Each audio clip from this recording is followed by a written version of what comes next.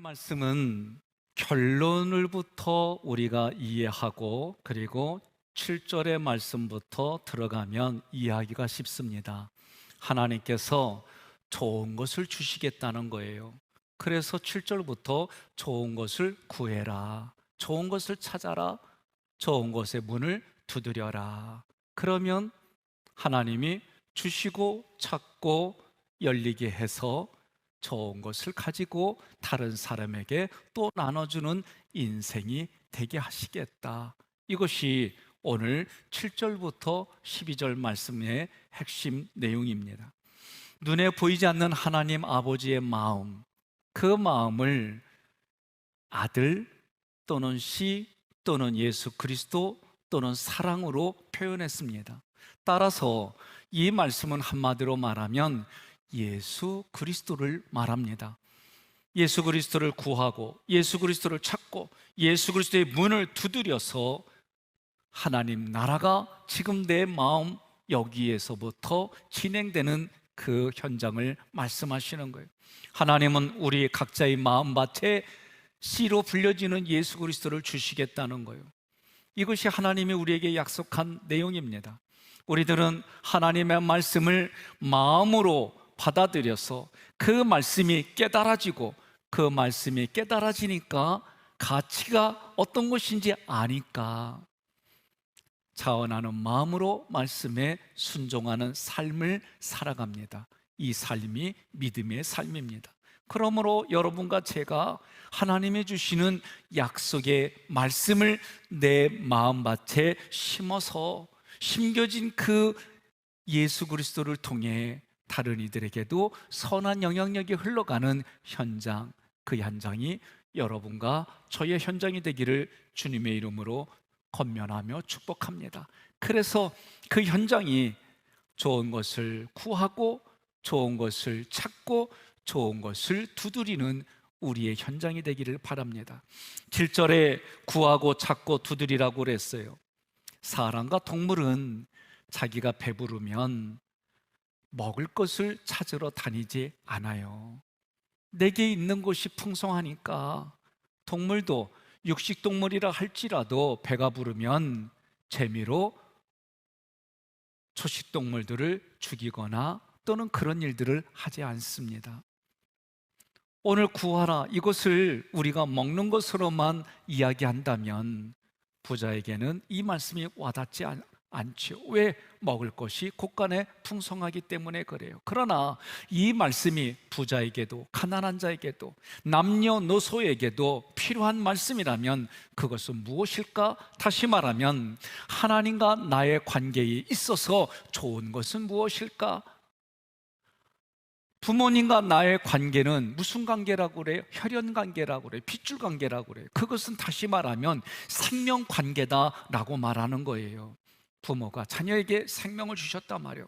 하나님이 나에게 좋은 것을 주신다라고 할 때 좋은 것은 하나님으로부터 나오는 의라는 뜻이에요.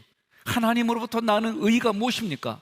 그것이 예수 그리스도입니다. 그러므로 하나님이 원하시는 하나님과 나의 관계는 생명의 관계다. 그 생명 유지는 오직 예수 그리스도에게 있다. 왜 그러느냐? 요한일서 5장 11절로 16절 함께 봉독합니다.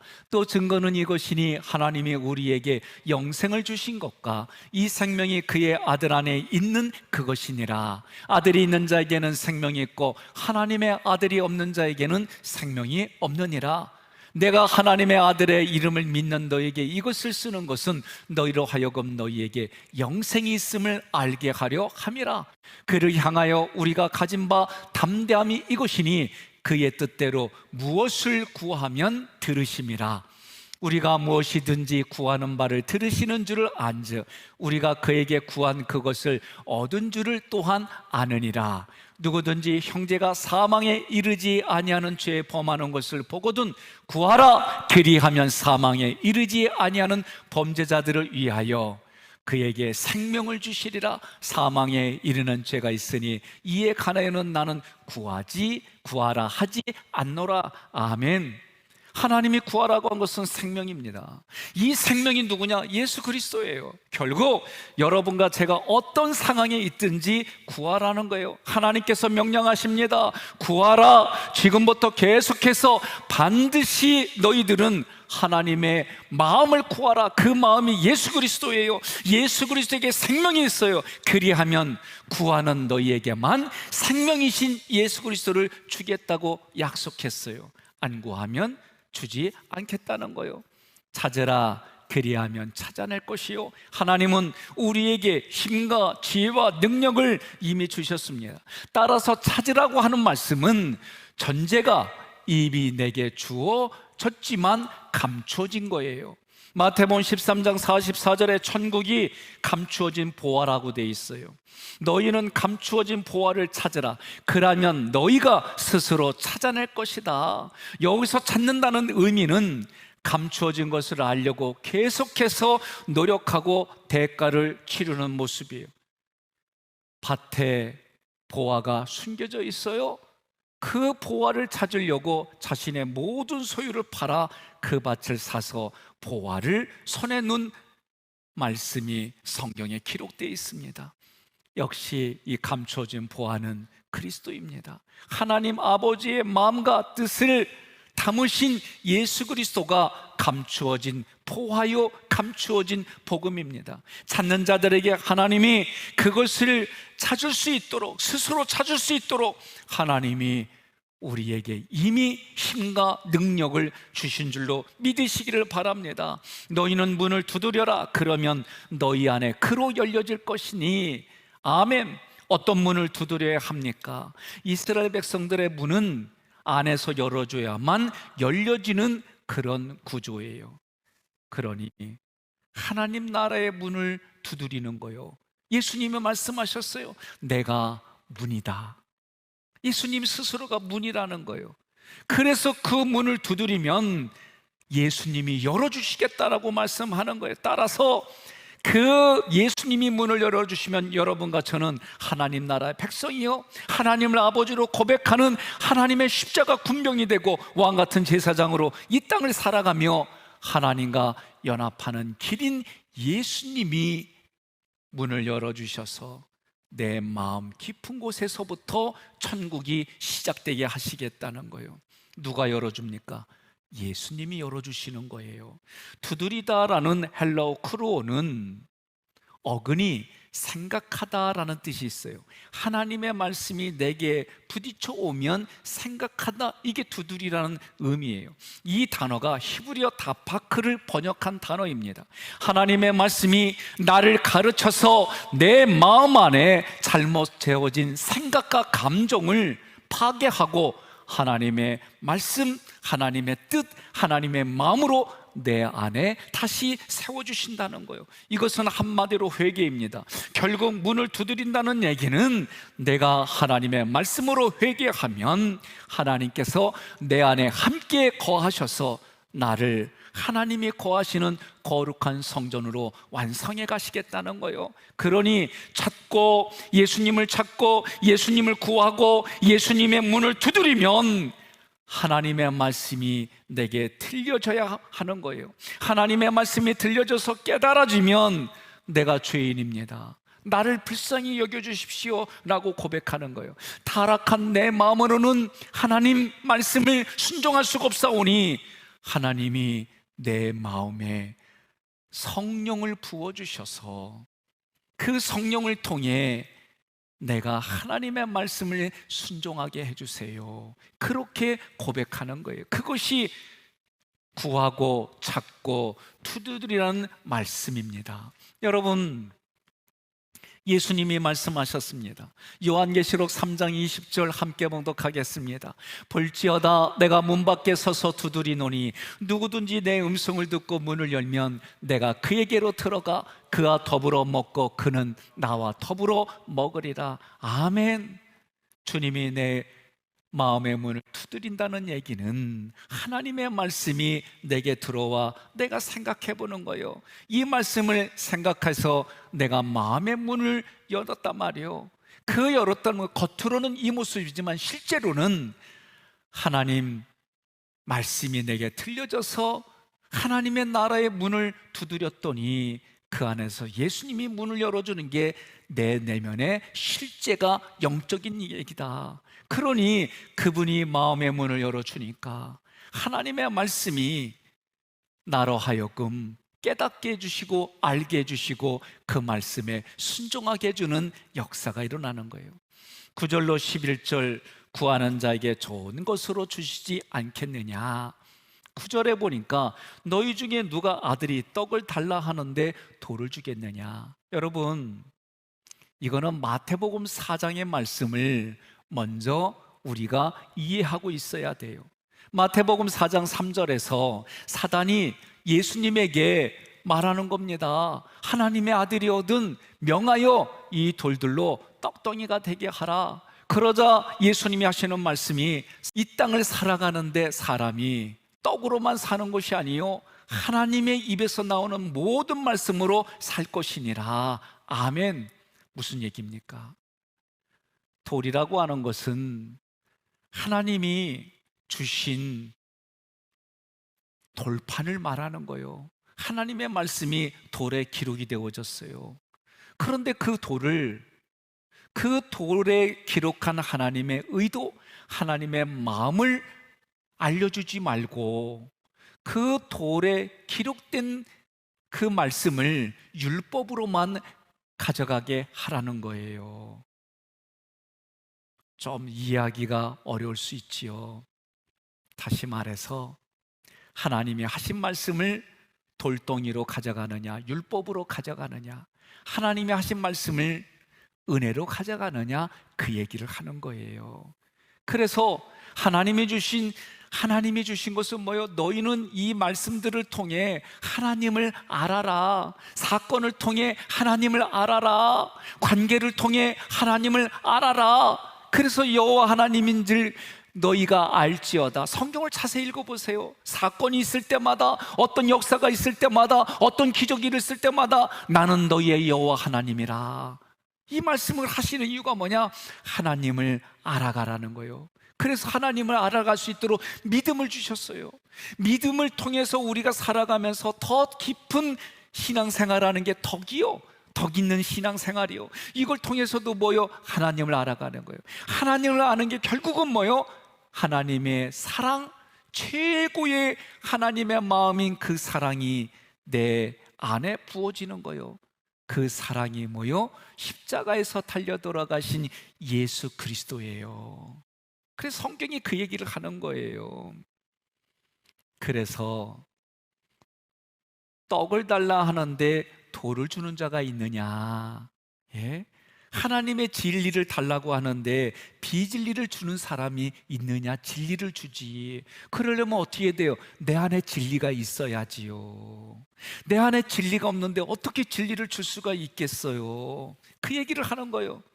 산상수훈에서도 계속해서 얘기하는 것이 하나님의 마음, 하나님의 의도, 하나님의 사상, 너희가 과거의 말씀을 통해 율법으로 가져간 것이 아니라 이 말씀은 율법으로 가져갈 게 아니라 은혜로 가져가야 돼. 그 얘기를 하는 거예요.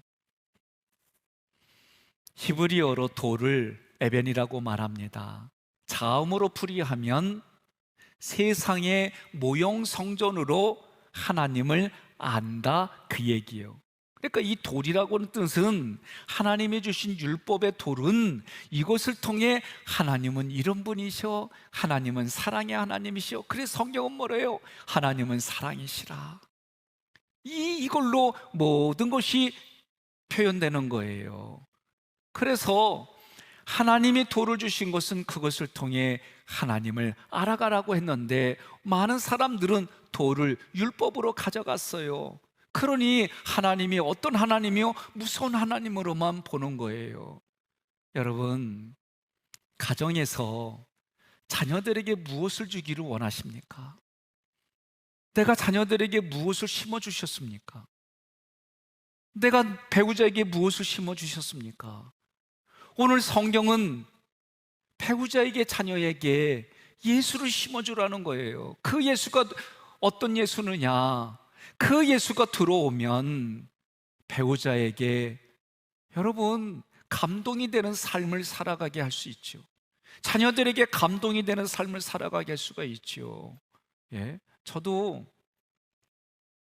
아들들하고 1대1로 대화 나누다 보면 어떤 때는 화가 올라올 때가 있어요. 정말 짜증도 나고. 그래서 제가 왜 화를 내고 짜증을 낼까? 내면의 깊은 데로 들어가 보니까 아빠가 말하면 너는 들어야 돼. 이런 게 내 마음밭에 깔려 있는 거예요.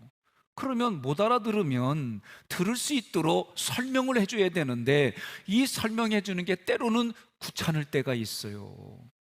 이런 나를 보게 된 거예요. 그러니까 어떻게 해요? 내가 잘 설명을 해줘야지. 여기까지는 어떻게 보면 생각이 신념일 수가 있어요. 그러나 믿음은 하나님의 은혜가 나에게 주어지면 예수가 누구인지, 예수님과 나와 어떤 관계인지, 오늘 그래서 성경은 너와 나의 관계는 생명의 관계이다.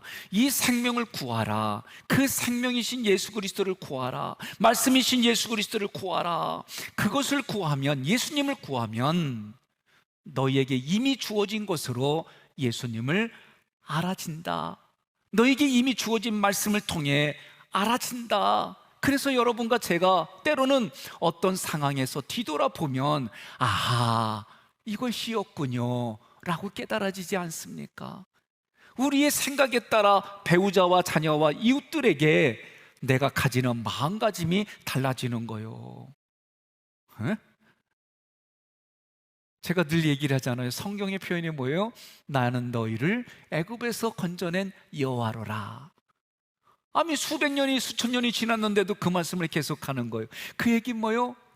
과거에 너를 도와준, 그러니까 너에게 기쁨이 되고 너에게 생명을 살려주고 너에게 즐거움이 되는 이걸 자꾸 기억하라는 거지요. 그러면 우리도 자꾸 기억하는 거예요. 예? 홍 권사님 딸내미를 보면서 피아노를 쳐주면서 최 권사님 내 아이가 비올라를 하면 그 아이를 내가 도와주면서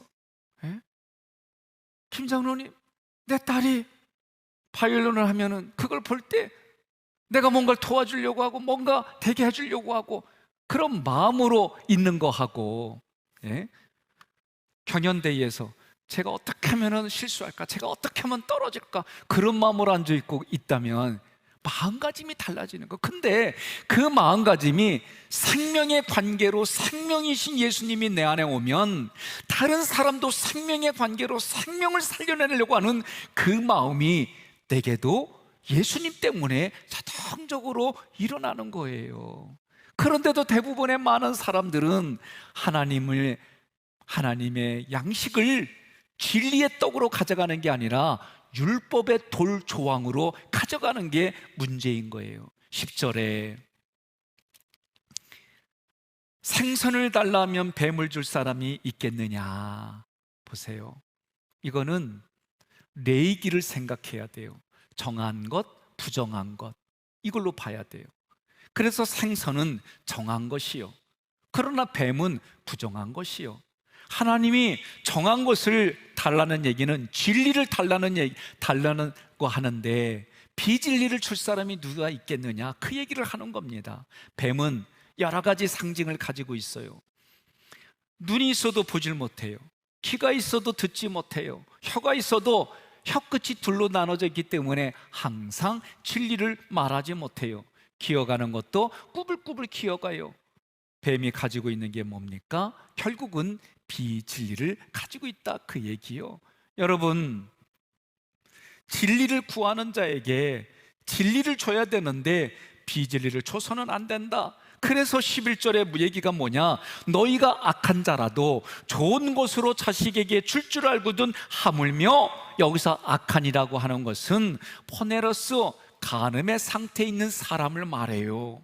그래서 악한 자라고 하는 것은 간음의 상태에 있는 사람이기 때문에 자식에게 내가 좋은 것을 나눠줘도 그건 간음한 비진리를 나눠줄 수밖에 없다, 그 얘기요. 여러분, 이렇게 예를 들겠습니다. 의사가 있어요. 사람을 살리는 일을 해요. 그런데 의사가 있는 장소가 어딘지 봤더니 해적선이요. 해적선에는 누가 있어요? 해적이 있지요.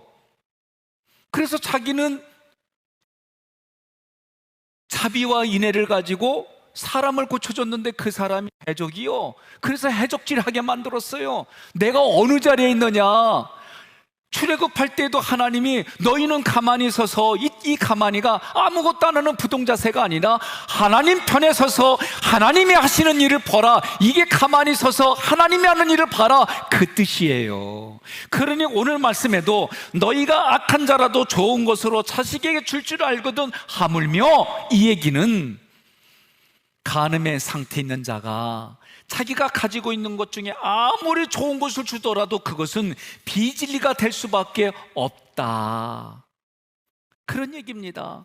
그러면 이 비진리에 있는 우리는 비진리를 줄 수밖에 없는 저희 상황인데, 하나님은 그렇지 않다는 거예요. 하나님은 너희 아버지께서 구하는 자에게 좋은 것으로 주신다. 우리 하나님은 우리에게 뭘 주신다? 생명을 주시는 거예요. 전혀 달라요. 악한 자는 악한 것을 줄 수밖에 없지만 하나님은 좋은 것을 주시는 아버지라는 거예요. 여러분, 지금 우리 청년들이 내적 주의를 부목사님으로부터 교육을 받습니다. 이 교육을 받은 첫째 아들과 막내 아들이 저한테 하는 얘기예요. 웃으면서, 아빠 왜 나를 이렇게 키우셨어요? 네? 그 얘기는 자기가 완벽주의로부터 기질과 여러 가지를 보고 완벽주의, 강압, 징벌 이런 걸 공부하니까 부정적인 걸 아버지로부터, 엄마로부터 받았다 이거지. 그래서 제가 한 말이 뭐요? 야, 나는 주고 싶어서 준 줄 아냐? 나도 니네 할아버지 할머니한테 그렇게 받았다? 그래서 나도 너한테 그렇게 준 거다? 그런 얘기를 했어요. 우리 인생은 그럴 수밖에 없어. 그런데 하나님은 뭘 주시느냐? 생명을 주신다는 거, 생명을. 이게 다른 거예요. 그러니 오늘 11절에서 말씀하시는 것은 세상의 아버지는 우리가 그런 걸 줄 수밖에 없지만 우리의 영이신 하나님 아버지는 우리에게 생명을 주신다. 그러므로 12절, 그러므로 12절 우리 함께 봉독합니다. 무엇이든지 너희가 남에게 대접을 받고 싶거든 먼저 남을 대접하라. 이것이 곧 율법과 예언자들의 가르침이다. 아멘. 그러므로 너희가 남을 대접하고 싶거든, 대접받고 싶거든 대접하라는 거예요. 그러면 대접하라, 이 단어는 포이에오라는 단어가 있어요. 뭐뭇이 되다라는 거예요. 내가 먼저 하나님의 말씀으로 하나님이 원하는 상태가 되어야, 그 진리가 내 안에 있어야 다른 사람에게도 줄 수 있다. 이것이 하나님의 말씀하신 구약의 내용이다, 그 얘기예요. 오늘 말씀을 통해 여러분 깨달아야 됩니다. 예수님이 오늘 하신 말씀을 통해 하나님은 우리에게 뭘 주시겠다? 생명을 주시겠다. 이것이 하나님으로부터 나오는 하나님의 의다. 하나님의 의가 예수님이자 그 예수님을 구하고, 그러면 하나님이 주시겠다. 그 예수님을 찾으라. 그러면 내가 살아가는 삶의 자리에 이미 하나님이 주신 말씀을 통해 모든 관계 속에서 예수님이 찾아지고, 예수님의 말씀이 내 길에 빛이 되고 내 길에 나를 이끌어 가시는 빛이 된다. 그러니 너희가 이 땅을 살아갈 때에 하나님의 문을 두드려라. 그러면 그 안에서 예수님이 문을 열어주셔서 하나님께로 나아가는 길, 하나님과 연합하는 길, 그것을 내 마음에서부터 시작하겠다. 그러므로 너희가 먼저 하나님이 원하는 됨의 상태가 되면 다른 사람에게도 그렇게 대접하는 일들이 이루어진다. 이것이 구약에서 말하는 하나님의 복음이다. 이렇게 저는 말씀드리는 겁니다.